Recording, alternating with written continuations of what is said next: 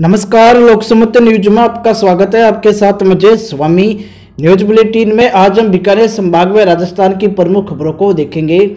खबरों की जानकारी के लिए जुड़े रहे लोकसमत न्यूज चैनल के साथ। शुरुआत करेंगे खबरों की। सर्दियां अब परवान पर है, जिसके साथ ही कड़ाके की ठंड व शीतलहर के कारण मौसम सर्द होने लगा है। मौसम विभाग के द्वारा गंगानगर सहित अनेक जिलों में शीतलहर की चेतावनी जारी की गई है। गंगानगर जिले की बात करें तो रात तापमान जमाव बिंदु के करीब पहुंचने लगा है। हालांकि सुबह के समय धुंध व चालकों को काफी परेशानी का सामना करना पड़ता है। धुंध के कारण कई वाहन दुर्घटना का शिकार हो जाते हैं। जिले में रेतीले दौरे होने के कारण पाला पड़ने की आशंका जताई जा रही है। फसलों की लिहाज से देखें तो ठंड के कारण खेतों में कामकाज भी प्रभावित हो रहा है। ऐसा कह सकते हैं कि अब धूप भी सर्दी के आगे हारने लगी है। ठंड बढ़ने के साथ ही बाजारों में गर्म कपड़ों की डिमांड भी बढ़ने लगी है। आज न्यूनतम तापमान करीब 1.6 डिग्री सेल्सियस की बढ़ोतरी के साथ दर्ज किया गया और गंगानगर शहर में सुबह का न्यूनतम तापमान 6.5 डिग्री रहा। मौसम विशेषज्ञों के मुताबिक उत्तर भारत में पश्चिमी विक्षोभ और पहाड़ी इलाकों में लगातार बर्फबारी होने के कारण मैदानी इलाकों में ठिठुरन एवं कोल्ड वेव की स्थिति बनी है और मौसम विभाग के द्वारा बीकानेर संभाग में अलर्ट भी जारी किया गया है। खबरों में खबर है, अगली खबर। श्री गंगानगर में केंद्र सरकार के द्वारा तीनों कृषि कानून वापस लेने की खुशी में किसानों के द्वारा फतेह मार्च निकाला गया। यह फतेह मार्च धानमंडी स्थित ट्रेडर्स एसोसिएशन भवन से शुरू होकर मुख्य मार्गों से होता हुआ वापस धानमंडी पहुंचा। इस दौरान फतेह मार्च में शामिल किसानों का जगह जगह स्वागत किया गया और किसान एकता जिंदाबाद के नारे लगाकर एकजुटता का संदेश दिया गया। फतेह मार्च में विभिन्न किसान संगठन भी शामिल हुए।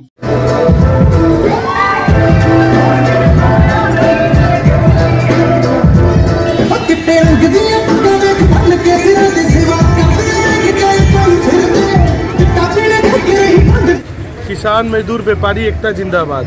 आज संयुक्त किसान मोर्चा के आह्वान पर आज सारे किसानों, व्यापारियों और मजदूरों की तरफ से गंगानगर में एक फतेह मार्च निकाला जा रहा है। ये फतेह मार्च उनके लिए है जो इस रैली में शामिल थे, जो इस फैसले से खुश हैं कि गवर्नमेंट ने ये फैसले अपने तीनों काले कानून वापस लिए।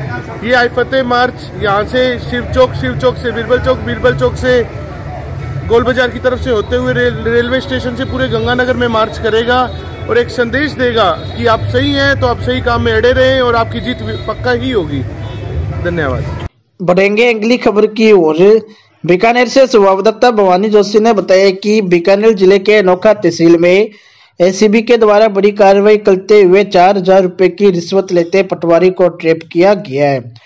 ये पटवारी उड़सर गांव में तैनात था। पटवारी का नाम विकास मीणा बताया जा रहा है। आरोपी ने जमीन नामांतरण के लिए रिश्वत मांगी थी, जिस पर एसीबी के द्वारा परिवादी के द्वारा शिकायत दर्ज कराने के बाद रंगे हाथों गिरफ्तार किया गया। में कल दिनांक 16/12/2021 को परिवादी सदाराम आए थे। गांव उड़सर के रहने वाले हैं। उन्होंने अपनी पुत्र वधू सीता के नाम से एक बीघा ज़मीन खरीद की थी और जिसका इंतकाल चढ़वाना था। तो यहाँ उड़सर के पटवारी हैं विकास मीणा जी। उनको उन्होंने बार बार संपर्क किया। तहसीलदार जी के माध्यम से भी उन्होंने उनको निवेदन किया, परंतु उनका इंतकाल दर्ज नहीं हुआ। उसके बाद उन्होंने हमारे पास आके शिकायत की, जिसके लिए और वो उन्होंने बताया कि ये पैसों की मांग कर रहा है, रिश्वत की मांग कर रहा है। इसके लिए हमने कल दिनांक इसको सत्यापन करवाया, कल दिनांक 16/12/2021 को, और आज 17/12/2021 को 4,000 रुपये रिश्वत लेने के उसमें अपराध में इनको गिरफ्तार किया गया मौके पर। बढ़ते हैं अगली खबर की ओर। हनुमानगढ़ में निजीकरण के खिलाफ United forum of bank union के आह्वान पर सभी सरकारी बैंकों के अधिकारियों व कर्मचारियों की 2 दिवसीय हड़ताल शुक्रवार को भी जारी रही। बैंक कर्मियों की हड़ताल के चलते शुक्रवार को भी स्टेट बैंक ऑफ इंडिया समेत अन्य बैंक शाखाओं पर ताले लटके रहे। बैंक बंद रहने से शुक्रवार को भी सभी सार्वजनिक बैंकों में कामकाज पूरी तरीके से ठप रहा।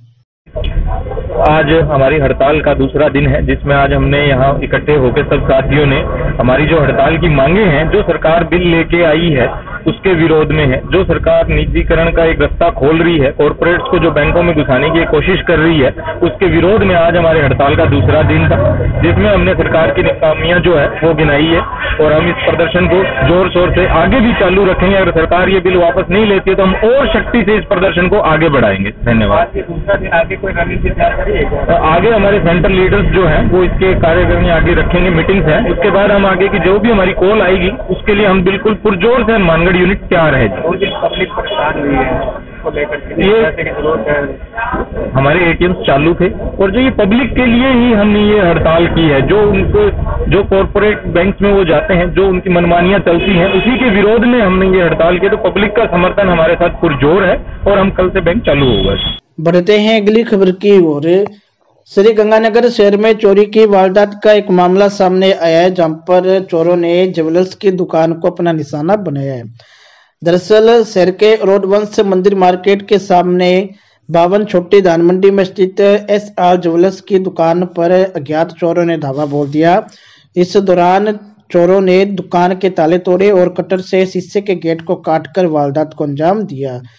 घटना की सूचना मिलने पर कोतवाली पुलिस थाना प्रभारी विश्वजीत व HM सतवीर सिंह मौके पर पहुंचे। सीसीटीवी कैमरे को खंगाला गया, जिसमें 4 संदिग्ध युवक दुकान में घुसते हुए नजर आए। दुकानदार सतपाल सोनी का कहना है कि जब वे सुबह दुकान पर आए तो शटर के ताले टूटे हुए थे, शीशे का गेट भी तोड़ा हुआ था। ज्ञात चोरों ने दुकान से 4-5 किलो चांदी के जेवरात व करीब 2 तोला सोने के जेवरात व 3000 रुपए की नकदी चुराई है।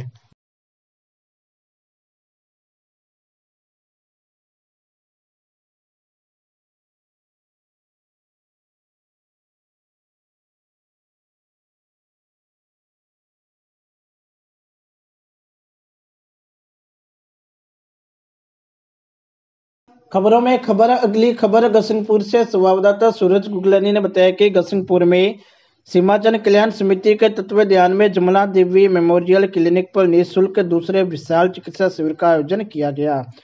इस शिविर के मुख्य अतिथि समाज सेवी एवं मंडल संयोजक सुरेंद्र राजपूत। कार्यक्रम की अध्यक्षता तहसील संयोजक राजकुमार गिलदर के द्वारा की गई।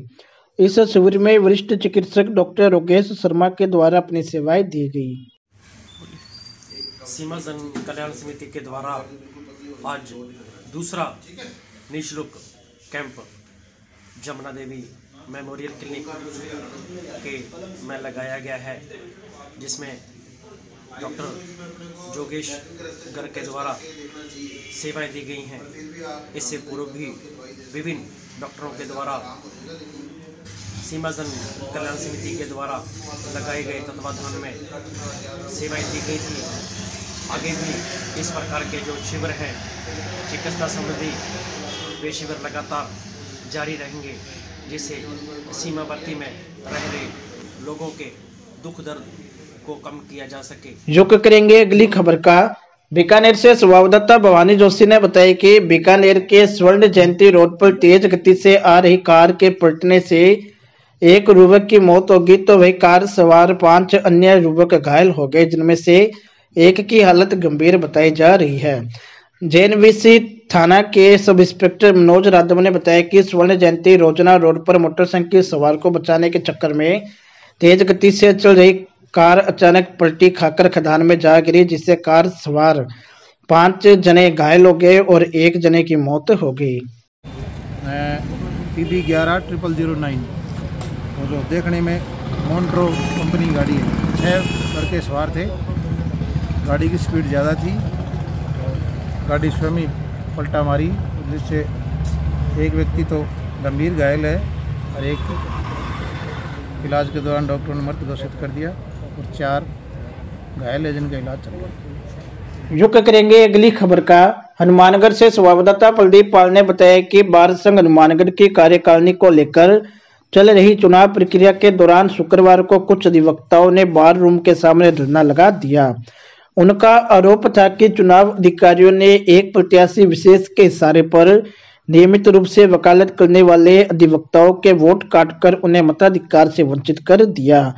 इस दौरान धरना लगाकर बैठे अधिवक्ताओं ने नारेबाजी भी की। 2022 के लिए चुनाव हो रहे हैं और इसमें लगातार प्रैक्टिस में आने वाले हमारे वोट काटे गए हैं।